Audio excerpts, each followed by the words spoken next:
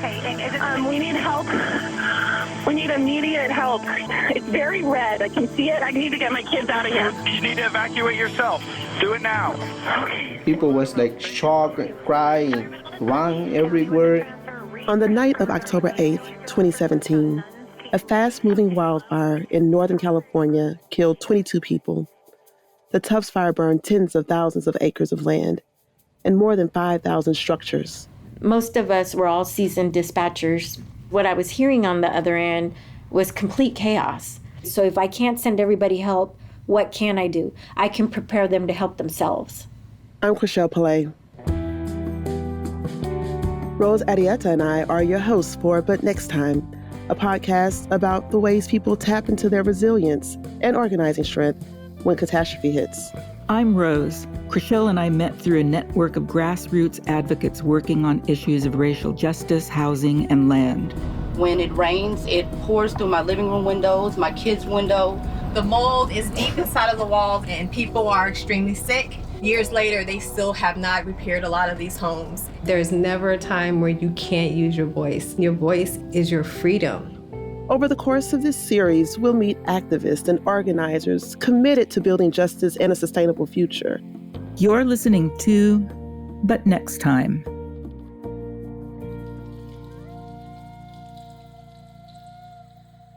In October of 2020, Chriselle and I got on the phone to regroup. Chriselle had prepared to evacuate her family from Houston in late August when Hurricane Laura swept through. And on September 9th, the smoke from the wildfires north of my home in San Francisco had been so intense that the skies were eerie and dark. Unbelievable. I could not imagine. To wake up and have the day be night, everything was red, looked like Mars.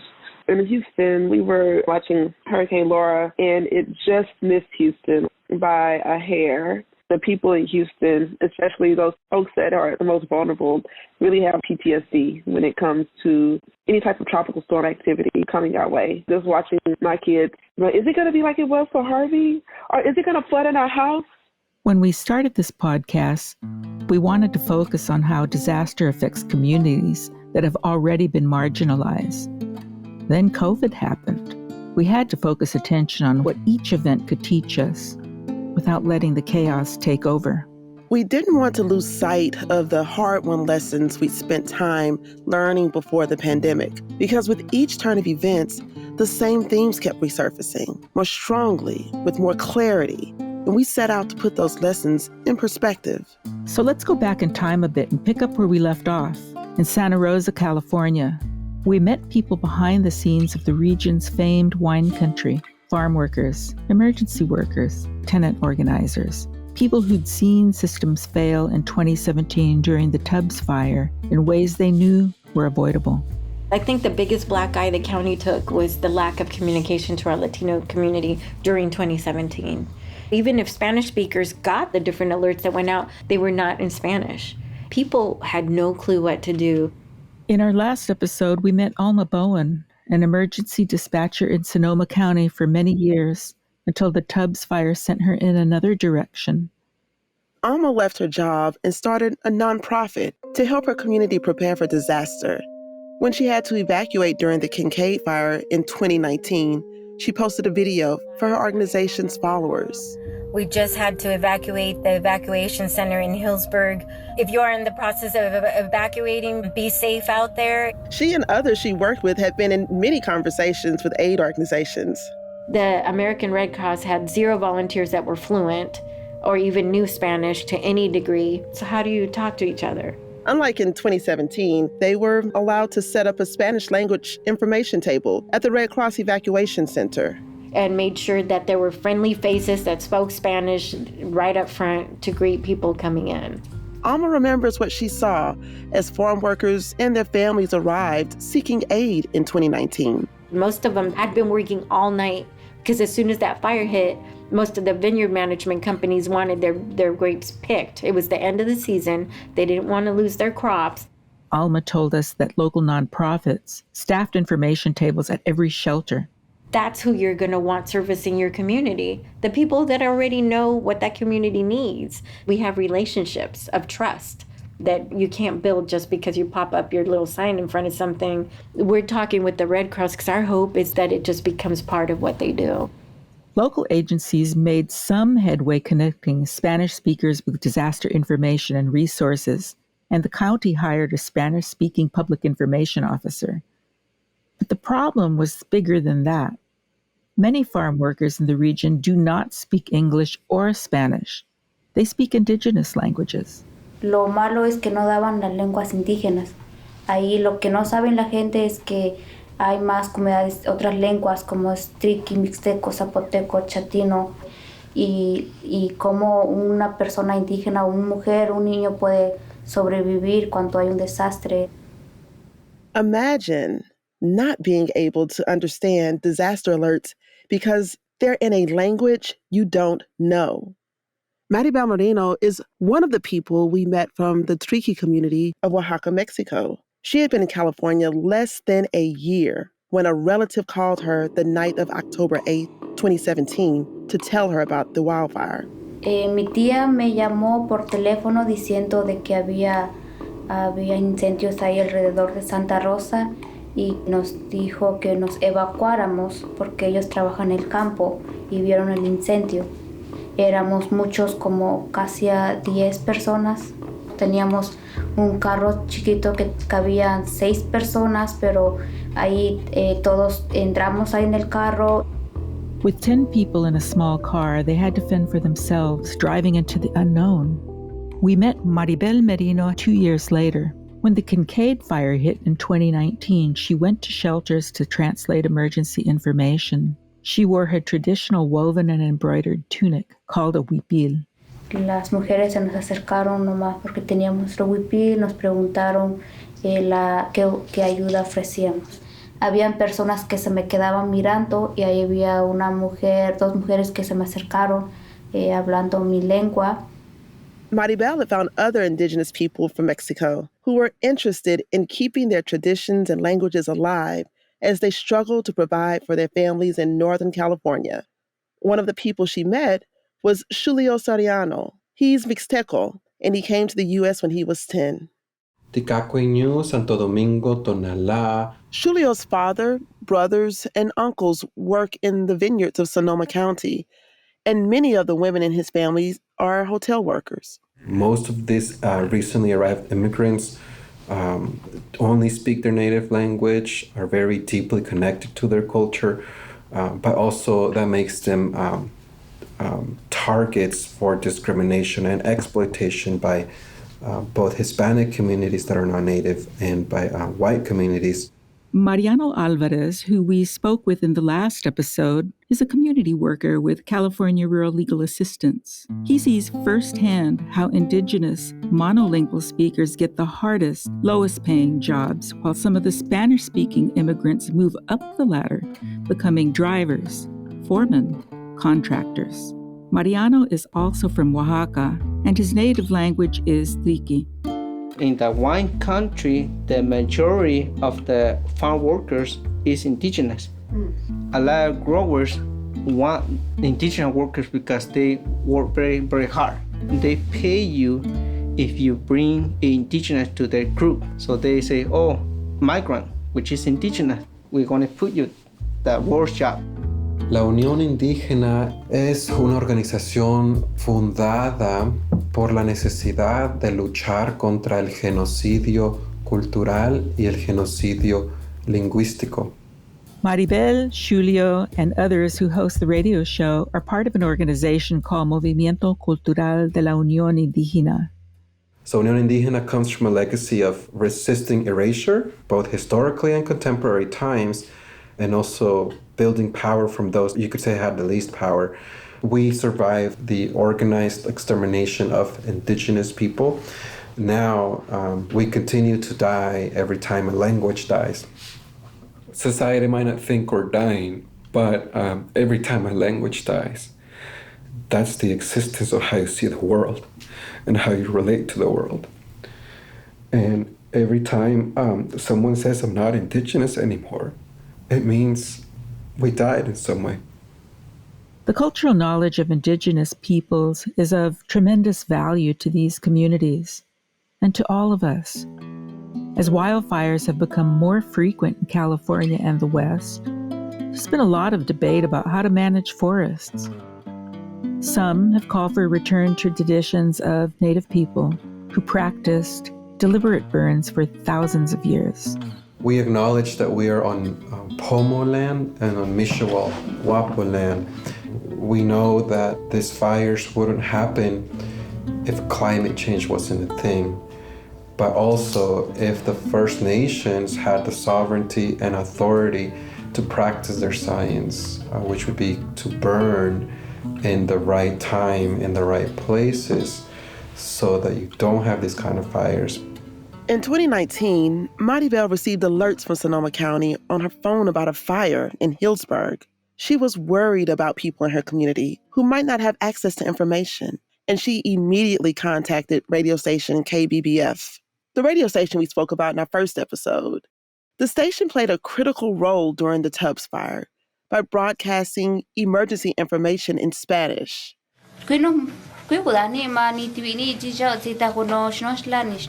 Sí, también estuve traduciendo algunas alertas o dónde estaban las alertas, donde las personas tenían que evacuarse o tenían que estar listos. Eso también yo veo que les ayudó mucho. Maribel and Julio had created a radio show that broadcast in their indigenous languages. Hola, hola, hola. Estamos aquí. Taso radio autóctona indigenista. No, yo soy ni awikwaro que no to viva nuna na jemita. In addition to broadcasting, they posted their alerts on social media. Vamos a dar en unos cuantos minutitos una actualización y resumen en vivo en la KBBF de la conferencia donde funcionarios del gobierno de California, Cal Fire, se dedican a organizar los bomberos. Entonces se va a dar en Triqui y en Mixteco. De que yo sepa, este creo que fue el primer año donde estuvo traduciendo en lenguas indígenas, porque el año pasado yo ni escuché en la radio ni en Facebook, no había visto a nadie que haya traducido. Translated into Spanish has improved significantly. That's not the best solution for indigenous communities, but it helps a little because some people can speak some Spanish. Julio went on to say that it should be mandatory for government agencies to provide translation. Failure to communicate can be deadly in an emergency. They can also prevent people from getting access to opportunities in everyday life that are guaranteed by law. Falta mucho para que se traduzca en lenguas indígenas. Como lo vemos nosotros, no nada más es una dificultad, pero es como un mal servicio, es contra la ley. Es nuestro derecho tener intérprete debido a la ley de derechos civiles, el título 6. We see it as a deadly negligence that violates the Civil Rights Act. It's just a moral right.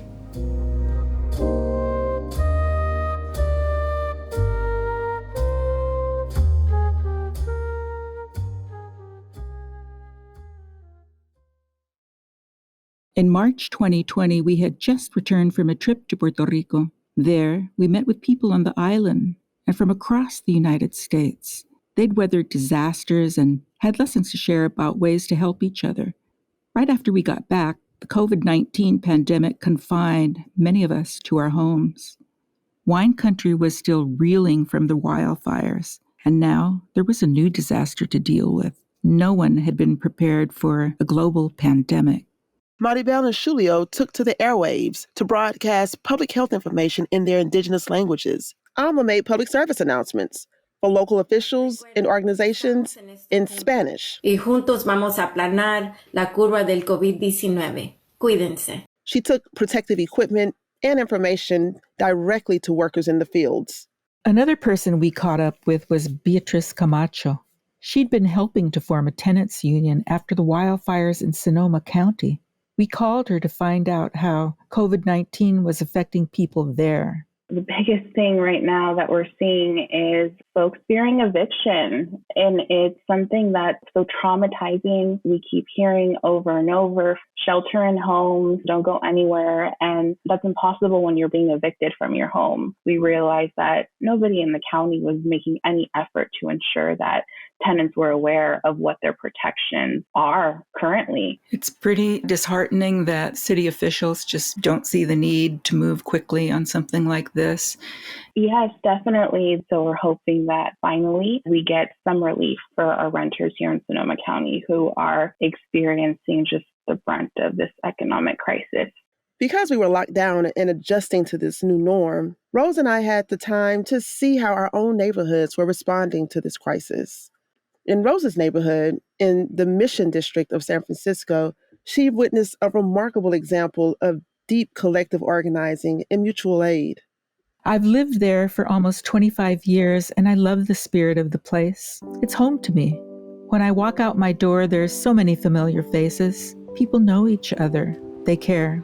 Then there's the cultural beauty, vibrant murals, the scent of sweet bread, the sounds of rancheras and reggaeton, the soft mix of languages, Spanish, Mayan, English.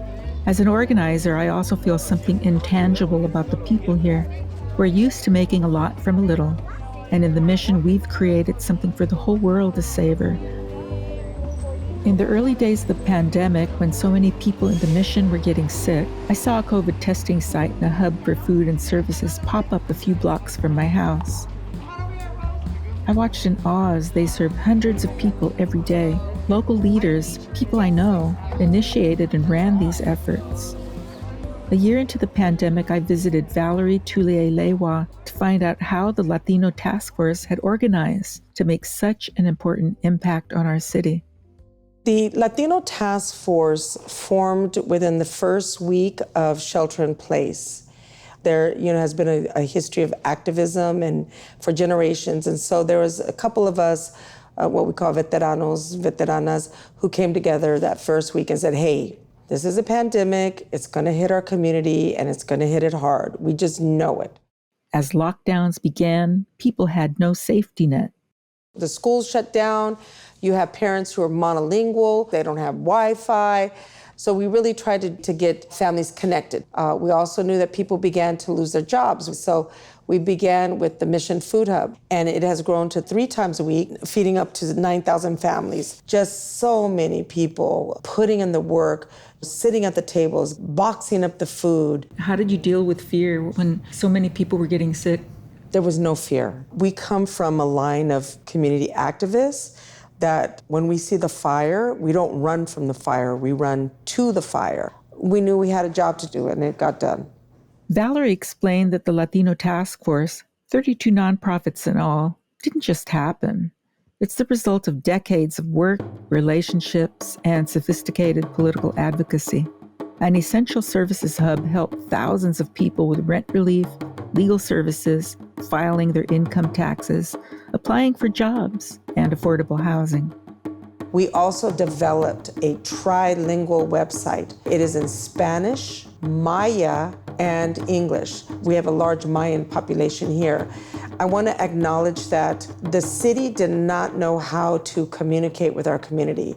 I so appreciate what you just said. Over Zoom, Chriselle joined our conversation. I'm actually in Houston, Texas. Oftentimes here in the South, we look to California as like the utopian place of where everything is much better than it is in the South. So I really appreciate you raising that. So you're in Houston? Yes, I'm in Houston. I was actually born in Houston. I'm from Texas originally. Okay. Yeah. Valerie explained that the group's effort extended into other Black and Brown communities, including Bayview Hunters Point, an historically African-American neighborhood. We knew that Latinos were oftentimes 15 times more likely to get COVID, but we also recognized and called out that although we had COVID more, the Black community died more from COVID. So we're very clear that we're also advocating for other communities of color, that it's not just about us. Valerie went on to provide an example of transformative organizing, a campaign to get COVID testing in the Mission. Until November 2020, 70% of the testing in San Francisco had been done miles from there. Most testing happened in the Embarcadero, a touristy, upscale part of the city. So the testing wasn't reflecting the reality in the city. The infection rate at the Embarcadero site was about 2%. In the Mission District, it was 14%, the highest rate in the city. Other Black and brown communities also had rates 4 or 5 times higher than the Embarcadero site. One thing that I think has always been a problem is that we are not listened to. Our stories are not validated. We know our people are getting sick. You don't have to tell us. We know that they're going hungry. You don't have to tell us. But we still needed that data. UCSF wanted to conduct a study in the Mission, and they had to work fast. The Latino Task Force knew this partnership could be really valuable, but they wanted it to happen on their own terms. Because oftentimes, institutions come and study the hell out of communities of color, and then they do their PhD or their paper, and then they move on. And we said, no, you are going to report back to us what you find. That's true in so many ways. Doctors, researchers, academics, policy experts, with their training and education, need reminding that they work in the service of others. San Francisco learned this in the 1980s when AIDS surfaced and thousands of patients and their allies mobilized to help one another and push for effective treatments. Without these communities' efforts, the professionals can't do what they do.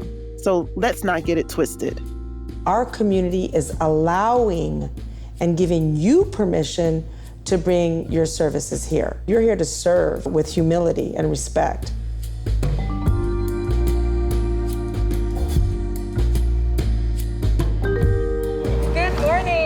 Good morning. We start testing at 10 and promptly end at 3 p.m. today. Comenzamos a las 10 y terminamos a las 3 con las pruebas. Okay, so let's face the east. Everyone turn to the east. The sun rises every morning to tell us that we have a new day of life. El sol sale todas las mañanas para dejarlo saber que hay otro día de vida. I ask for everybody to take a deep breath in and a deep breath out. For the community to be vulnerable, for the community to stand in line for a test, for food, for services, that's saying, I feel safe here. I trust you here. You speak my language here. You welcome me here. Ahora vamos a tener a 2 personas en cada mesa. And they'll be signing up people as they walk.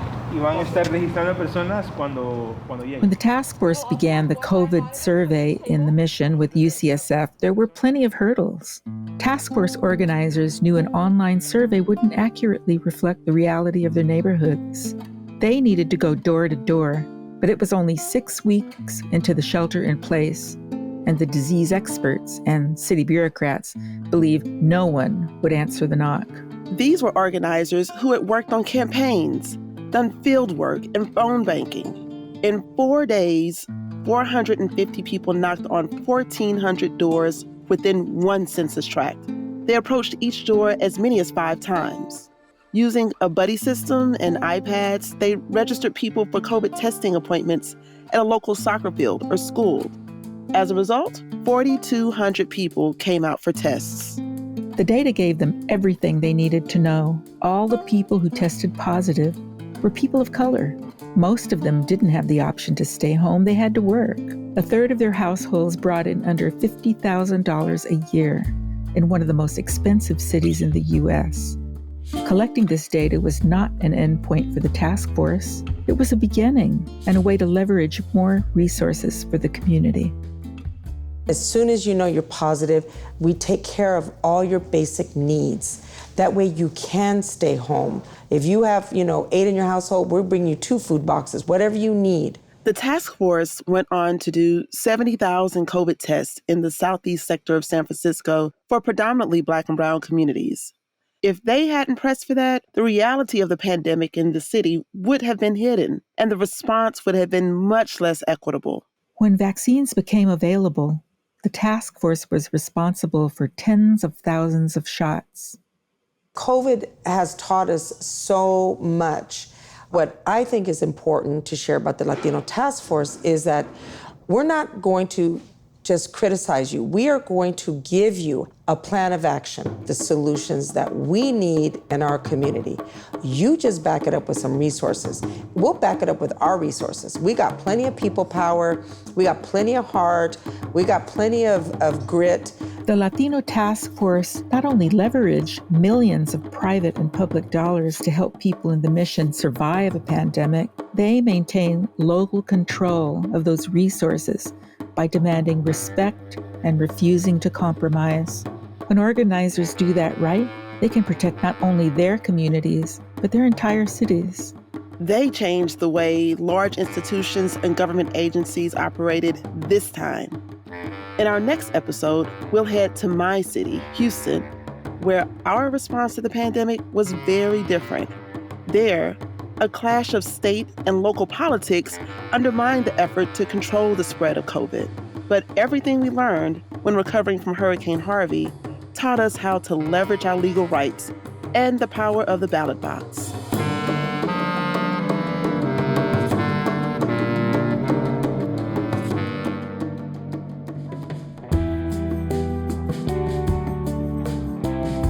We're your hosts, Chriselle Pillay and Rose Arrieta. We produced this series with our senior producer, Leah Mahan, who edited this episode with story editor Cheryl Duvall. Catherine Mondo mixed the sound and Fernando Arruda wrote the music. Thanks to Rosalia Valencia Tao, our translator and archival researcher. And thanks to KQED and Reveal from the Center for Investigative Reporting and PRX for 911 calls and dispatch tape.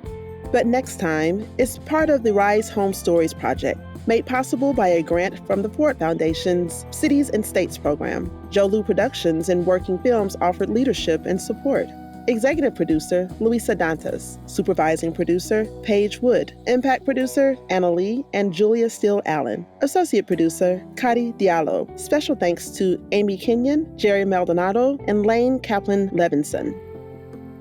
To learn more about the Rise Home Stories project, please visit our site at risehomestories.com. For more about But Next Time, visit us at butnexttime.com.